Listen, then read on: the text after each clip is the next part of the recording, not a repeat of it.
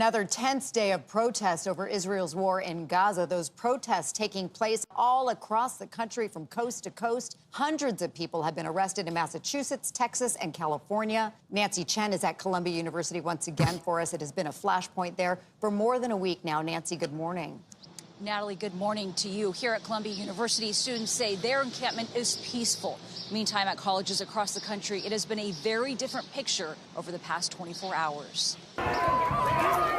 Overnight, chaos erupted as police tried to break up a pro-Palestinian encampment at Emerson College in Boston as the latest flashpoint in a growing movement at campuses nationwide protesting Israel's war in Gaza. On Wednesday, demonstrators clashed with school security at USC in Los Angeles after school police ordered students to move their encampment. Both sides of my family were displaced from Palestine, and I'm here using my voice because my grandparents couldn't. By nighttime, police shut the gates to the school and pushed pro-Palestinian protesters out. Also on Wednesday, hundreds gathered at the University of Texas at Austin, where they were met with a show of force as well. In New York, Republican House Speaker Mike Johnson was interrupted by loud booing during his visit to Columbia University. Get the fucked. epicenter of demonstrations calling for cutting all school financial ties to Israel and amnesty for students punished for participating in protests. He claimed the university is being taken over by a radical and extreme ideology, citing several recent incidents of anti-Semitic language by protesters on and off campus. I am here today joining my colleagues and calling on President Shafiq to resign if she cannot immediately bring order to this chaos.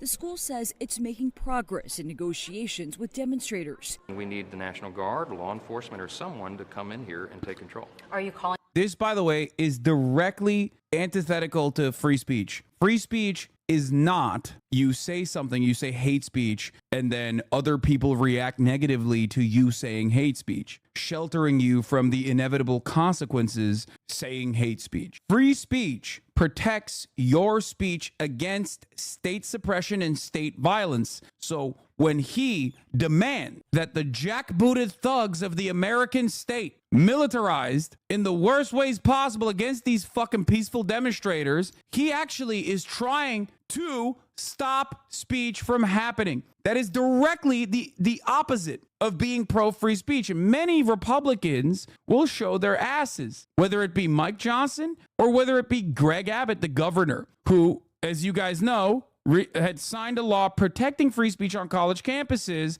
in 2019. Some colleges are banning free speech on college campuses. Well, no more, because I'm about to sign a law that protects free speech on college campuses in Texas.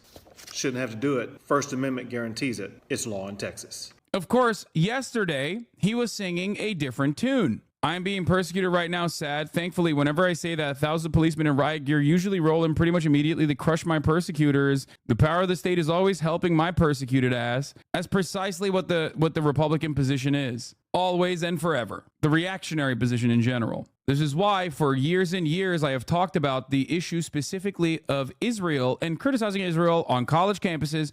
Whenever I talk to reactionary right-wingers about this sort of thing, people that defend themselves as champions of free speech, they always showed their fucking asses. Hypocrisy baiting obviously doesn't really matter. In this circumstance, hypocrisy, at the very least, showcases the point that I'm trying to make, which is that most people are not actually free speech maximalists, and free speech in the United States historically only goes in one direction. And that direction is right wing. There's always more free speech defense for fascists to come onto college campuses and disrupt the lives of the students that go there. Never the same attitude when it comes to defending free speech in the direction of socialism, disruptive protests that are against the American State Department. If Republicans are showing their asses, what do you have to say about the Biden administration colluding against COVID vaccination criticism, which ended up being based on reality via censoring of social media? That's not limiting free speech. Talk about hypocrisy law. I don't know if you understand this. Perhaps you can get this through your dense fucking skull. I do not like the Biden administration.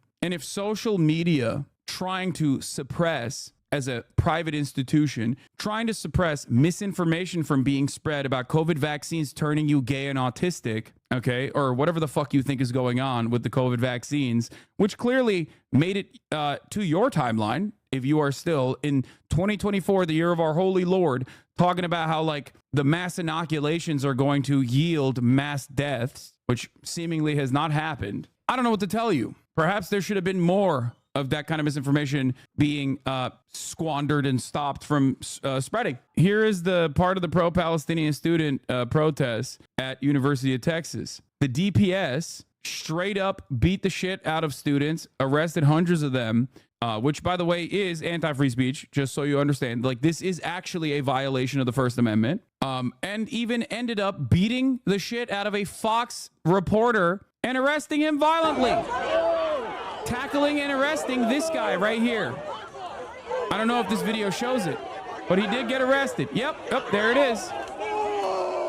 But when it comes down to beating the shit out of reporters, when it comes down to beating the shit out of journalists, students, defenseless students, oh, they got all the smoke, baby. Travis County Attorney Delia Garza says as of now, her office has been presented with 46 criminal trespass arrests stemming from the protests of the UT yesterday. The court has declined all of those cases for lack of probable cause and released the individuals from jail. However, the goal in that situation was to disperse of the protests violently. The goal in that situation isn't to like actually arrest the students. It is to basically get them the fuck out of there and terrify the rest of the students who don't want to go to jail. It's called intimidation, state-sponsored violent intimidation. And that's precisely what they did yesterday.